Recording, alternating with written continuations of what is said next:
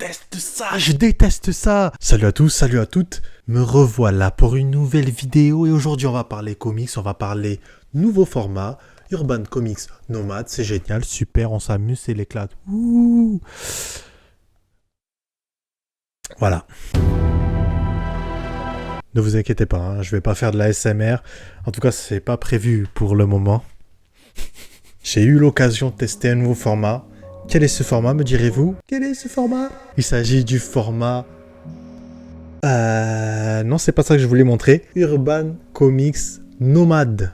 Un nouveau format chez Urban Comics qui permet de lire tranquillement son petit comics, que ce soit en vacances, sur le trône, dans l'espace. Bref, vous pouvez lire ça n'importe où vous le souhaitez. Alors, c'est cool et c'est pas cool, mais si c'est cool quand même. Mais on peut faire mieux.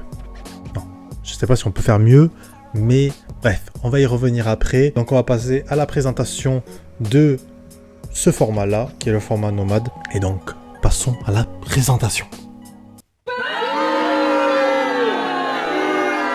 Donc il faut savoir que ça c'est sorti à la fin de l'été, c'est sorti le 26 août 2022, donc c'est très récent. J'aurais préféré qu'il sorte avant les vacances d'été. Pour eux, je pense que ça aurait été plus intéressant parce que d'après ce qui est dit au début, je vais vous lire la petite description du format nomade, la nouvelle collection. La nouvelle collection Nomade a pour vocation de mettre à la portée du plus grand nombre une sélection des meilleurs titres Urban Comics. Super-héros, fantasy, polar et thriller, science-fiction et anticipation fantastique et horreur, etc. Autant de genres, d'auteurs et d'univers qui accompagneront partout lecteurs et lectrices dans un format poche, souple et à prix, lui aussi, tout terrain. Alors tout terrain c'est bien, mais souvent on fait du tout terrain pendant les vacances. Donc ça aurait été intéressant de proposer ça avant. Par chance, moi je suis parti fin août. J'ai pu profiter de ce format-là pendant les vacances en mode tout terrain. Je vais donner mon avis après. Mais bref, donc c'est un format qui est pas très grand, souple. Si on compare avec déjà un comics classique, voilà ce qu'on a. Donc je vais rapprocher ça un peu plus. Donc effectivement c'est plus petit, hein, ça se veut tout terrain, donc forcément on adapte la taille. Au niveau du contenu, donc bien évidemment, vous l'aurez deviné, on a un petit récit. Hein. Ouais, c'est marrant. Mais après, en dehors de ça, il n'y a pas grand-chose en fait. On skip les bonus, tout ça. Juste ce qu'on a au départ, c'est une petite description. On va mettre un peu la personne dans le bain pour savoir s'il y a des choses qui s'est passées avant les récits, notamment pour les super-héros à mon avis. Et ensuite, à la fin, on a, comme très souvent, description du scénariste et de l'auteur.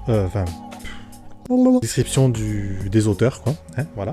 Et ensuite, on a, on peut retrouver, ils nous disent chez Urban Comics, voilà ce que vous pouvez trouver en rapport avec Flashpoint ou alors du même scénariste. Ils montrent ce qu'ils font d'autre avec le même scénariste ou le même super-héros. Donc c'est pas mal pour ceux qui veulent aller plus loin. À part ça, une dernière chose, on a dans la même collection. Donc voilà, déjà ils disent un peu ce qu'on a. Alors pour rappel, je vais montrer vite fait, hein, mais on s'en va les couilles. Pardon. Voilà ce qu'on a. Alors, oui, parce que c'est vrai que ça aussi je ne l'ai pas dit, mais en haut à gauche, on a, parce qu'on voit très bien, mais on a le type de récit. Là, on est sur du super-héros. Ah bon? Donc on est sur du super-héros, mais il y a d'autres types. On a du super-héros pour l'instant, fantasy avec Fable. Dans le super-héros, j'ai rajouté qu'il y a Killing Joke. Donc fantasy, on a Fable, tome 1 et 2. Science-fiction avec Transmétropolitan, j'ai toujours du mal avec ce nom-là. Et dans thriller, on a Batman, la cour des hiboux, Batman White Knight et Watchmen. Voilà ce qu'on a pour l'instant. Donc c'est vraiment quand même des très bons récits qu'ils proposent. Moi j'ai pris celui-ci parce qu'il n'y a qu'un seul tome. Il n'y a pas énormément de pages, on est sur quasiment 200 pages. Et moi je voulais en profiter pour lire pendant les vacances. Pour moi c'était l'objectif. Donc il faut savoir que on est sur du prix qui se situe entre 5,90 pour ces petits formats avec environ 200 pages. Lorsqu'on passe à environ 300 pages, on monte à 7,90 €. Et quand on atteint les 400 pages, on est sur du 9,90 €. Et il faut savoir que c'est... moi personnellement, je trouve que c'est vraiment pas cher. C'est un prix correct. Franchement, c'est un prix très correct. Très correct. Par exemple, si on compare avec un manga, alors effectivement, là on est sur par exemple un vieux GTO. Donc voilà, on est sur le même nombre de pages, le format est plus petit. Voilà, quand on compare avec un manga, on est quand même plus grand qu'un manga classique. Mais par contre, si on prend Perfect Edition, comme j'en ai pas 3000, hein, donc je reprends Full Metal Alchemist. Si on compare, Voilà, c'est quasiment la taille d'un Perfect Edition. Par contre, on n'est pas au même prix. Là, il faut savoir qu'on est bon, on est quasiment à 300 pages, alors que celui-là, on est quasiment à 200. Pour le 300 pages, celui-là, on est à 11,90 € et quelques. Mais il y a le prix derrière, 11,90 €. Pour du 300 pages, pour ces Urban Comics Nomad, on serait sur du 7,90 €. Donc on resterait quand même vachement moins cher qu'un format Perfect Edition. Donc voilà pour un peu la présentation de ce qu'on a à l'intérieur, etc. Donc c'est vrai que c'est... Bon, je vais dire mon petit avis après. J'adore rire. Et donc voilà pour la comparaison. Donc forcément c'est plus petit qu'un format comics classique, plus grand qu'un manga classique, mais on se situe plutôt au niveau du manga Perfect Edition. Maintenant on va venir au point négatif et positif. Et je vais commencer par le négatif, parce que je préfère toujours commencer par le négatif, parce que je préfère toujours bien finir avec du positif, parce que comme ça, quand ça finit par du positif, on est un peu plus positif. What? Donc dans le négatif, bon voilà, j'ai pu l'utiliser du coup en situation réelle, donc c'est-à-dire en situation tout terrain. Alors effectivement, en fait je vais mélanger négatif, positif. Pourquoi d'abord négatif, positif? Je vais juste dire ce que j'en pense, tout simplement. C'est plus simple, comme ça je peux tout dire d'un coup, pas besoin de m'embêter. Donc tout ça pour ça.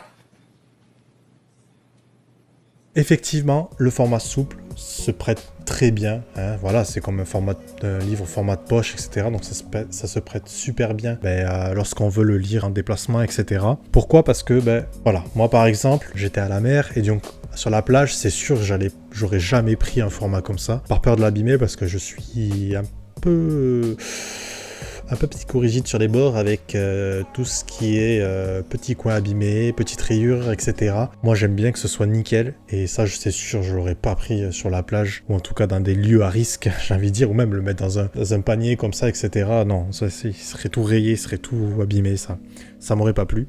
En revanche, ce petit format là, ça m'a pas dérangé, je l'ai mis dans un petit panier, etc. Effectivement, par exemple, je l'ai un peu abîmé ici en bas parce que je l'ai mis dans une zone où c'était un peu humide, donc ça a pris un peu l'humidité en bas, mais c'est léger, ça se voit pas trop, donc ça va. En soi, même ça m'a pas tellement dérangé en fait. Pour moi, ça fonctionne bien pour cet aspect-là, on l'emmène partout, etc. Mais le problème premier, moi, c'est au niveau du texte et des bulles. Le problème, voilà, c'est ça. Donc je sais pas si on voit très bien. Les textes sont petits quoi. Alors c'est vrai que j'ai pas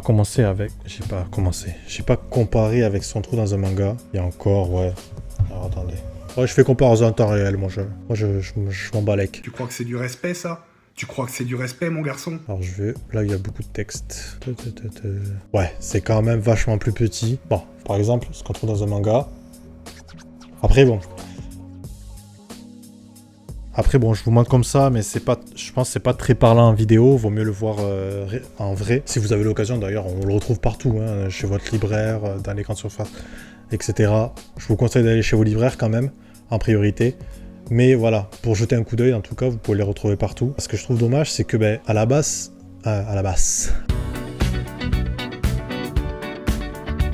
c'est pas prévu pour ce format-là. Du coup, forcément, là, ils ont réadapté, ils ont juste réduit, en fait. Et c'est pas très agréable en fait. Je me souviens quand je lisais ça, bon, vous voyez, c'est pas quelque chose où on est forcément très à l'aise. Moi, je trouvais que ça, c'était un problème. Fallait zioter bien comme il faut, quoi. Alors, c'est vrai que je suis pas du genre à non plus passer 3 heures sur chaque case. Là, en étant tranquille, posé, là, je me mets en situation. Ouais, c'est bien, on a une vue générale, mais...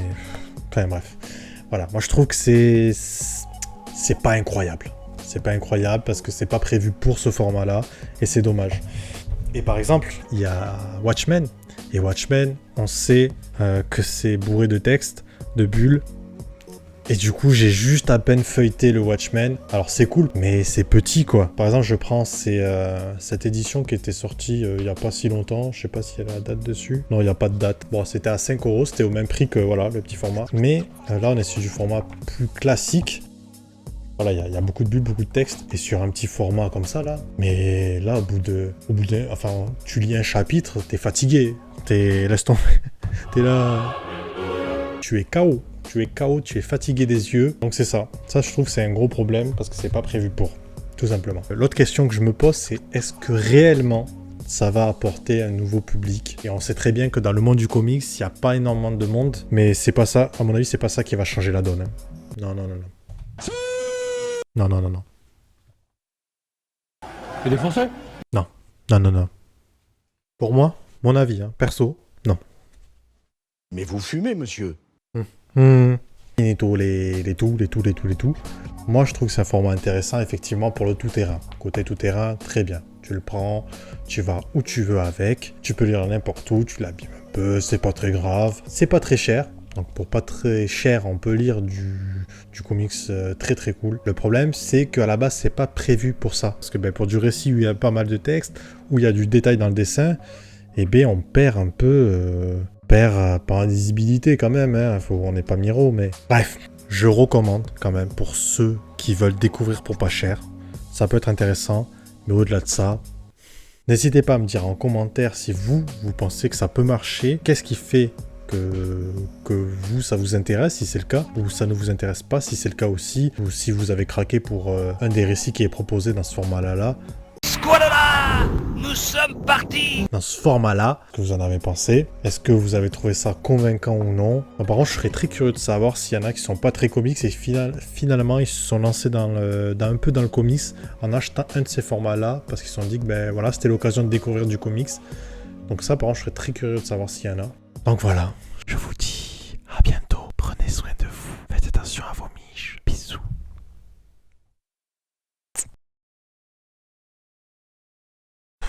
C'est super intéressant, c'est super intéressant.